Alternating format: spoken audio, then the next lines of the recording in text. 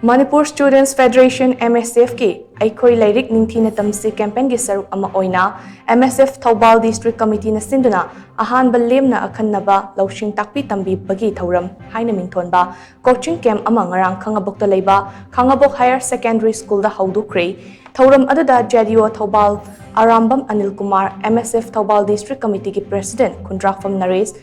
THOUBAL District ki Additional SP Law and Order and Suras amadi District asige Additional SP Operation Devendra Hizamna maruoiba mithunglen sing oina saruk yakhe coaching camp haudokpagi thoram aduga mari lenana MSF THOUBAL District Committee ki Publicity Secretary Moirangthem Sochil na hai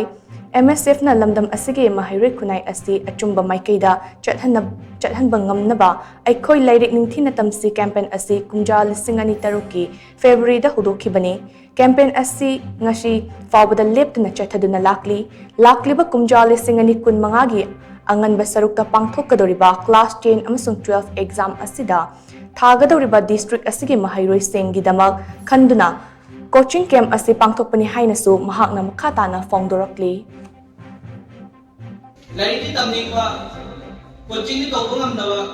thaiba satra sing asi gamutana khallaga haitare koina moi damutana khallaga akoina karimot khada morusu mating pangmo ngamabadi haiduna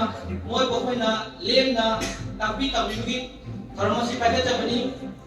haireba tharmasi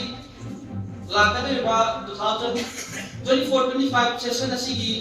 class 10 appear tawgadaba amadi class 12 appear tawgadaba satra singi damutana pari sinjabani haireba akoi tharmasi lisang sina chatharaga lakwa MSF Manipuri Students Federation haiba student dupasina